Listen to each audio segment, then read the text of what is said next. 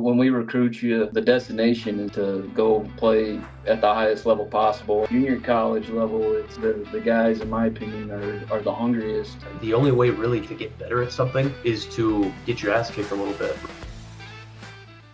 In the game of baseball, if you're not playing, you're not growing. Playing at a junior college used to be viewed as just a fallback option or a last resort.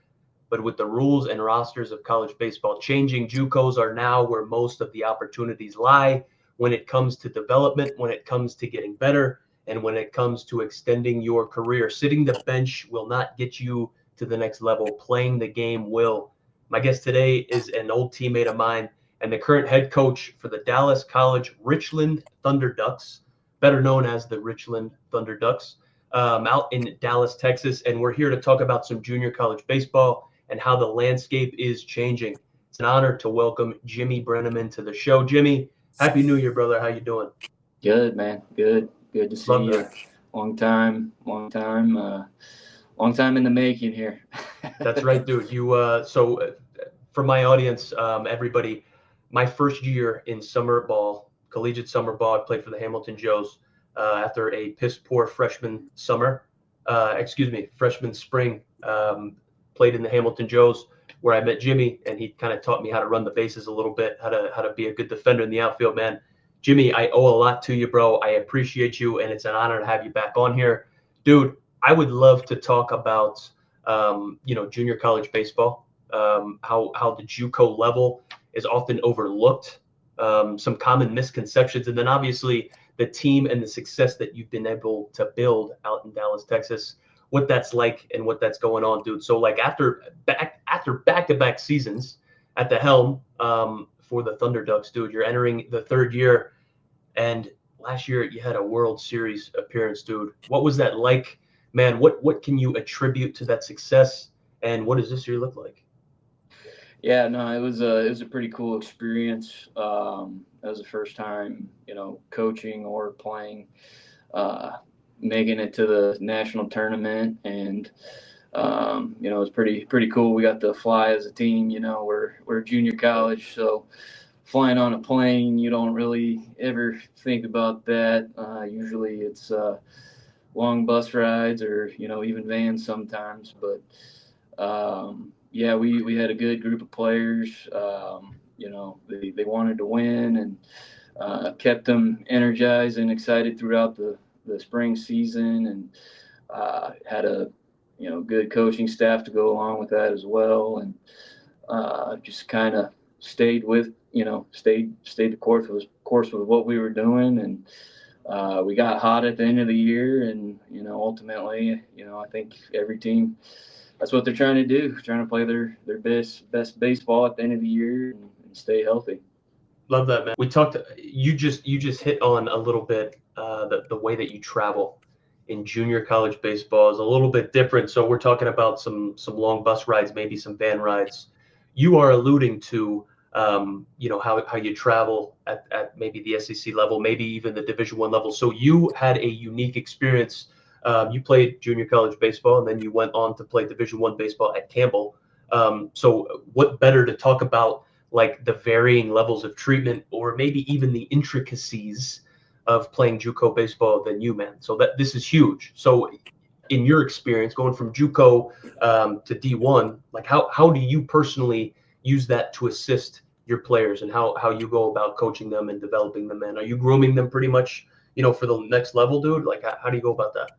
Yeah, I mean, that's really what we preach is, when we recruit you, the destination is to go play at the highest level possible and beyond college. Back in my day when I played, we always traveled in white vans, and a lot of the JUCO kids, they have a little bit nicer now where they get the charter buses. But it's to me, junior college baseball is probably the most purest form of amateur baseball because, The guys that are coming to play, they're aspiring to, still get to higher levels where, you could probably attest to this, at the Division I level. You got teammates that, they they kind of probably know they're not going to play professionally. They want to make sure they do well enough to, keep their scholarship. But the junior college level, it's the guys, in my opinion, are the hungriest, and I think that's a big reason why you see, especially mid majors, they really hammer the junior college level, because you're getting a guy that's battle tested versus just getting a kid straight out of high school. Not that high school kid can't come in and play for you, but when you got a guy that has 2 years under his belt, you're talking, maybe 300 at bats, over 100 innings on the mound. I mean, the experience factor, it just plays a big part, that the high school kid doesn't necessarily have coming in, and the junior college kids, especially kind of going back to the mid-major part. In my opinion, it helps them kind of level the playing field when they're going up against, the SEC, ACC caliber schools. Love that, man. So when we talk about junior college baseball, it's often been referred to as a stepping stone, right? So that might be viewed as a negative thing, but at the end of the day, getting the opportunity to extend your career, develop, and play the game either at the next level or at a higher level is ultimately like what the goal is, right? That's important, man. That's what we're trying to do each and every day. We're trying to extend our career. We're trying to be our best baseball selves and move on, man. So when we talk about like bringing awareness to JUCO baseball, the opportunities there, and maybe like the path forward, it's like what are some of the things that you wish more players, maybe some more parents, like understood about junior college baseball? Yeah, I mean, you're competing against freshmen and sophomores at the junior college level, where one thing I think a lot of people don't think about is, when you're 17, 18 years old, and you go into a 4-year school setting.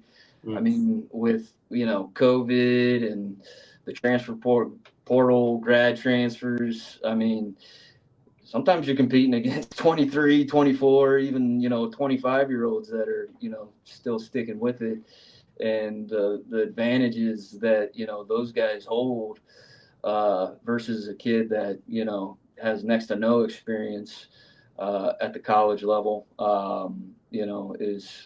is paramount, in my opinion. There's academically, there's a lot of good routes to take with that. Classroom sizes are typically smaller, which is going to give that student athlete a little bit more one-on-one interaction, with the professors. Because I mean, like you took some classes at the 4-year level where your teacher knows your student ID number, and that's about it. For Like, they sure. don't know your name. Absolutely, man. So I think it's all facets, not just the baseball side of it, but the academic side of it as well. That's Um, huge. That's and like that's a misconception that I've had, Jimmy. Like full transparency. It's like yeah, when I was coming up, I always looked at JUCO as like a misconception being maybe the level of play is a little bit lower, and also maybe the academics that are available, maybe the education, the majors and stuff, the resources available, it's maybe a little bit lower tier. Whereas, yeah, dude, when we're talking about level of play, I mean, the team that I played for in college would get put their butts smacked by a good JUCO, right? And that's just yeah. the team that I played on.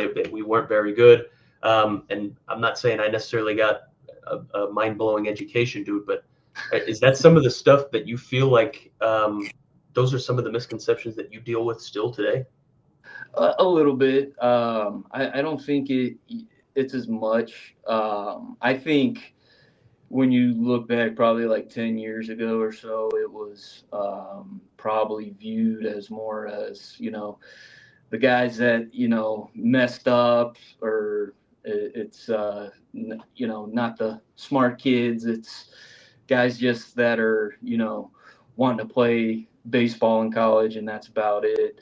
Here at Richland, we actually have an engineering program that transfers out to just about every 4-year school in the state of Texas. So, Mm. we're pretty fortunate with that here, able to, attract some, pretty smart kids. But, I think back to my days, playing junior college. It was my sophomore year, University of Indiana, coming off a Big Ten championship.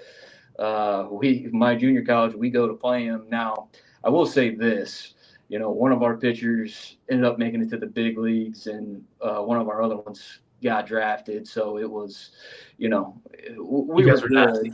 Yeah. All right. But we were a junior college, and it was 6-0 us in the 5th inning, and our head coach pulled our starters out of the game, and still continued on to win 6-4 against Indiana, Wow. which we were the guys nobody knew about, and everybody. I think Kyle Schwarber was at IU at the time, so I mean it was I mean there's some pretty good players there. Yeah. But yeah, I think that's probably the biggest thing is the competition level and the caliber of players that are at this level are pretty dang good.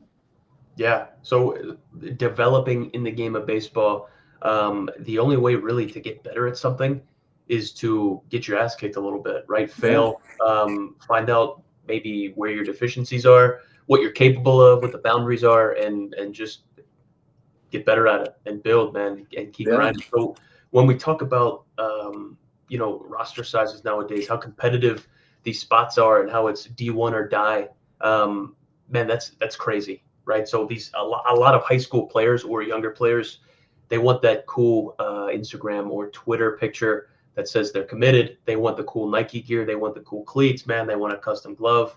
Dude, that's great. But riding the bench, that's not going to help you develop, dude. So when we talk about players chasing the logos, players chasing the gear, the bigger schools, the commitments, man, what is your message about the importance of playing time and failure in their development? Yeah, you kind of just hit on it. It's you need the opportunity to fail. Looking back at just my playing career, I started my junior college career 0 for 18. Didn't even get on base. 0 for 18. All right. I don't know if you've ever gone 0 for 18 and didn't get on base in 18 at bats. But yeah, you feel like you're on an island by yourself pretty much. Division One, especially now with the transfer portal, like you got to be able, you got to be ready to play right away. There's still development at that level, but if you're not ready to go in there and play, you're probably going to be riding on the pine. A lot of freshmen, sophomores, really scrap for playing time. And, I do think there's some instances where, if you are at a big time school and, you're sitting behind a first rounder, you can learn a lot from that guy, and that could be really beneficial. But, if you're not getting the chance to fail, where you're at, it's going to be really hard for you to develop and ultimately get to where you want to be. What I always say is you don't get better sitting on the bench. You got to be in between the white lines, and if you don't have that opportunity, you can train all you want, but the game's not in play inside of a gym. Yeah. So with the game changing, players are obviously able to make money nowadays at these big time schools with NIL money, man. I think like universities are going to be able to start paying kids. I call them kids, right? They're young men, paying players. Man, it's crazy. It's a lot different than kind of how we went about our college careers and how we were treated. And I know now there's a discrepancy in the difference and the sizes between the resources that are available to different schools, man. So different programs and different conferences, different levels have access to different types of money. and different types of resources and funds than everybody else. So I understand that, and it's tough. When we're talking about like the JUCO level as opposed to maybe the D1 level, the resources available, the scholarships available. What is the scholarship situation at the JUCO level, dude? I'm ignorant to it. I sincerely know nothing about it. Is it anything like Division I programs? Can you guys, or can junior college programs offer full rides? Is it more so academic, dude? Run me through that. And like, how do you maximize those resources available to you? Yeah, well, surprisingly enough, junior college baseball is very cutthroat down south. There's junior college programs right now. They are having access to have the ability to pay their players. Also, I mean, it's Whoa, trickled all the way down. That's what There's some I did not people know that that. don't know that. But the scholarships, it varies school to school. So you can pay for everything: tuition, books, and fees, to the housing, meal stipends.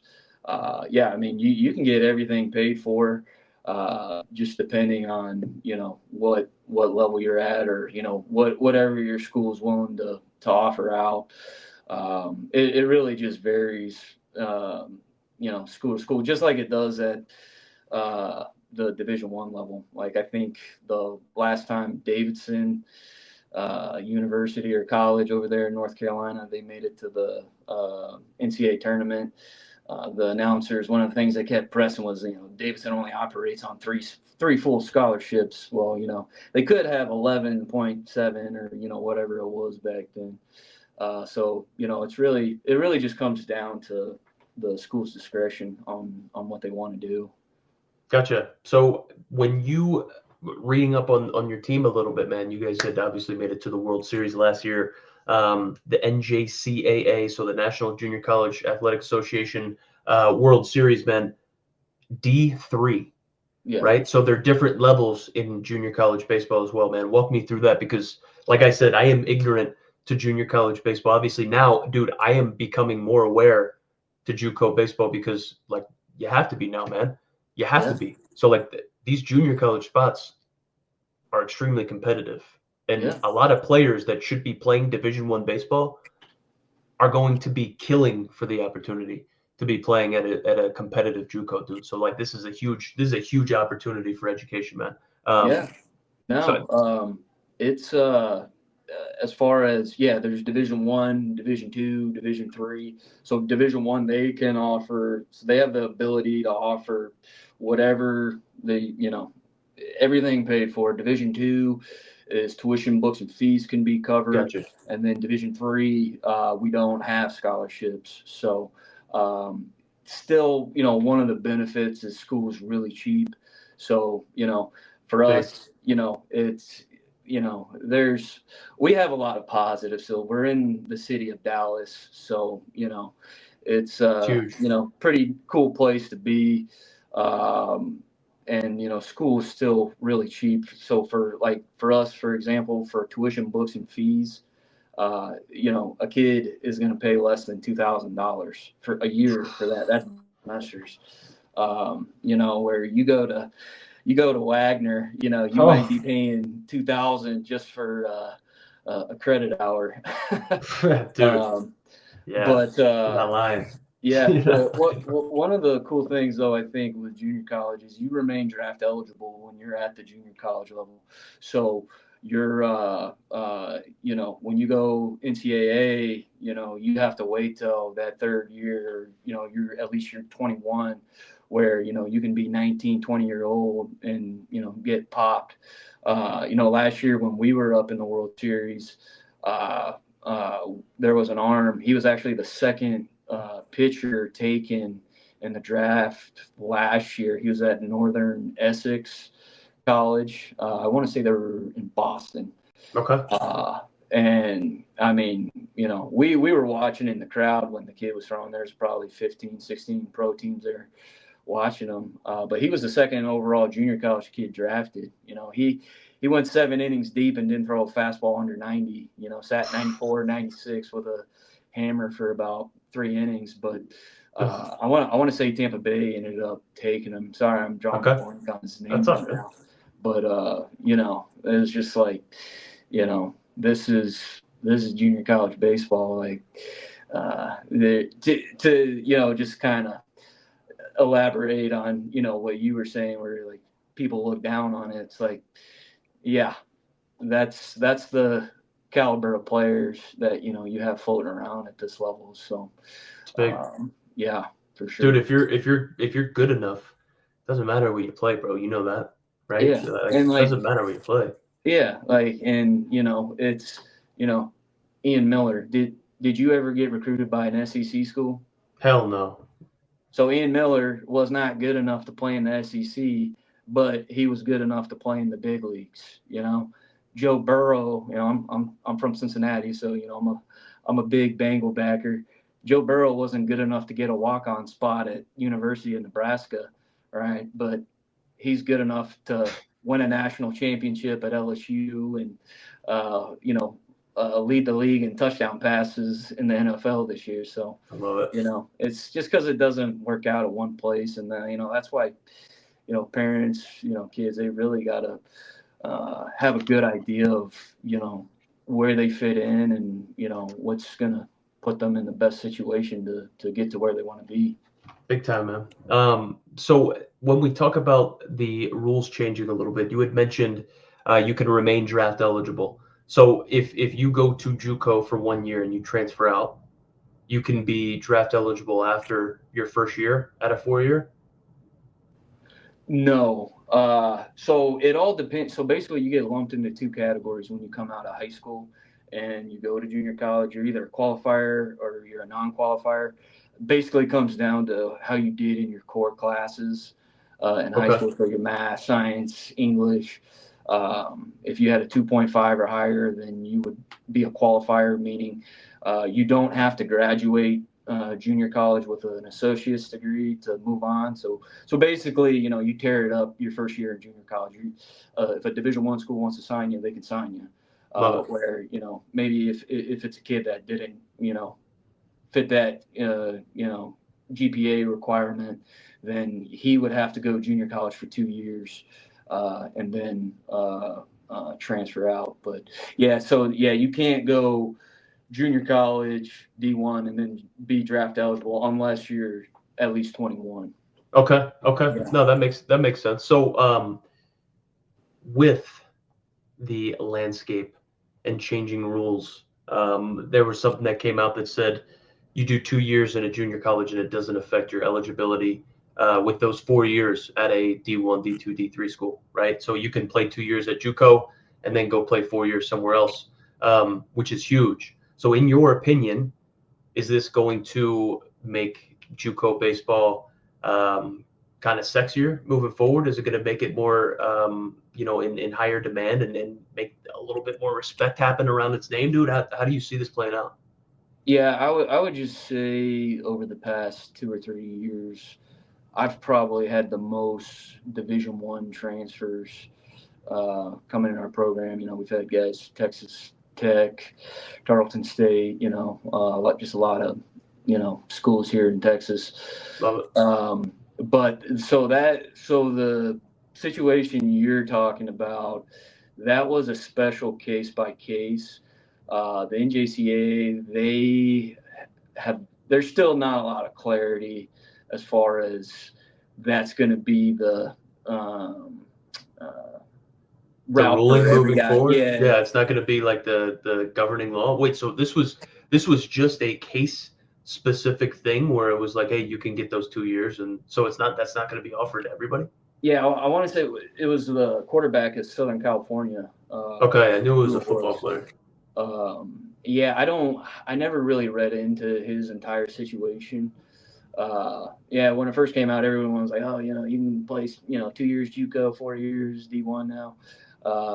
But there hasn't really been any legislature that comes out or came out, as far as what it's going to be. So we're kind of just in luau right now, waiting for them to make a decision on that. But yeah, I mean, I don't Crazy. like don't get me wrong. Like I do think there's some benefits to all this because they slashed all those minor league teams, 3 or 4 years ago, where that's jobs taken away for guys. Where Yeah. Independent baseball is definitely more popular now, more popular route for guys to take. But it could keep that door open, for that guy that's 24, and maybe that's when it clicks for him. Yeah. Where the 45th round, 50th round draft pick guys, they don't exist anymore. So you're not gonna hear those stories about those guys still finding a way to the big leagues. That's right, dude. For whatever reason, I remember I faced Marksberry one time. Yeah, What was Marksberry's first name? Matt. So Matt Marksberry, I faced him. He was a Campbell draftee. Yeah, We he played played. at He played on the Joes with us. Hamilton Joe's. Yeah, Yeah. dude, that's where we met each other. I faced him my first year. So he was a lefty that actually had a pretty long MLB career. He played for a little while, dude. Yeah.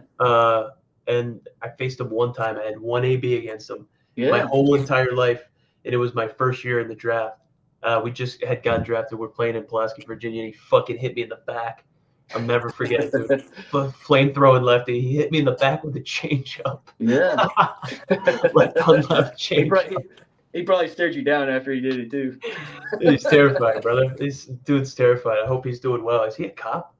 Yeah, he's a cop now. Okay. I talked to Coach Hare. I had him on last year from Campbell. We were talking about you guys for a little bit.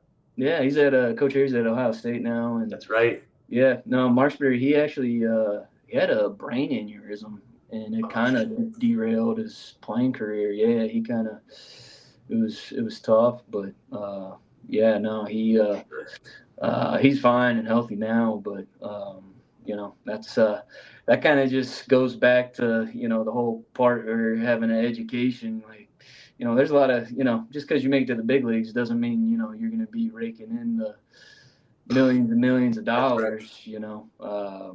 Like I know he didn't. He was just there for a little bit of time. So, but yep, gotta have something to fall back on.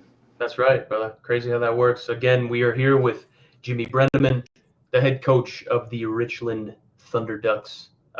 Jimmy, I got one more question for you. Again, grateful for your time, man. Let me, run you through some questions, elaborating on JUCO baseball, man. So, where do you see just the entirety of JUCO baseball heading in the next 5 to 10 years, especially with the evolving landscape of like college sports, college baseball, just everything, dude? Where do you see this heading?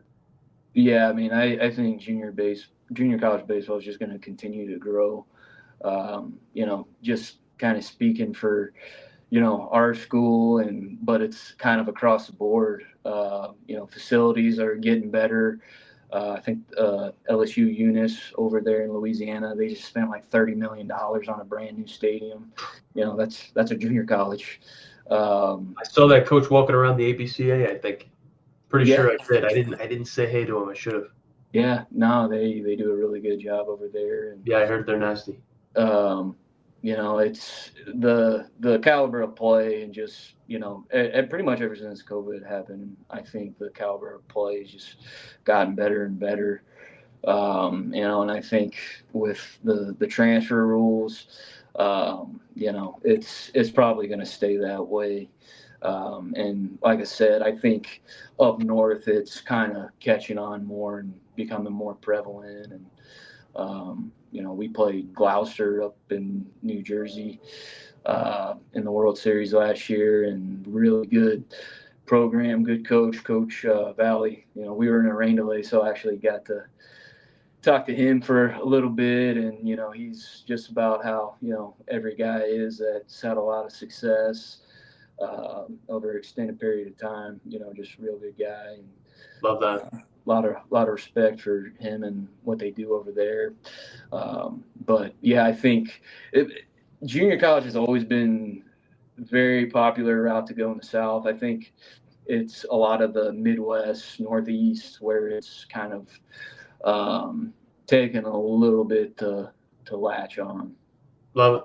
Love it. Well, there you go, man. It's important to highlight everybody again. Appreciate you tuning in, watching another episode of the 9-Hole Podcast. It is important to hit before we get out of here that the only way to get better in this game is to play, and that's how you develop. And the failure aspect of it is what is beneficial, man. That's how you grow. And you're not going to be able to fail if you're not playing. You're not going to be able to get better if you're riding the bench. So go where you can get better. It is important. And most importantly, as we were talking about it earlier, doesn't matter where you play at. If you're good enough, man, they will find you. Jimmy, you know that. Appreciate you. Appreciate you being here, man. Appreciate your time. Looking forward to seeing you and your boys continue the success, man. Big year last year. World Series, man. Looking forward to hopefully seeing you guys run that back this year, man. Yes, sir. I appreciate it. Love that. Thank you, everybody, for being here. Catch you again shortly.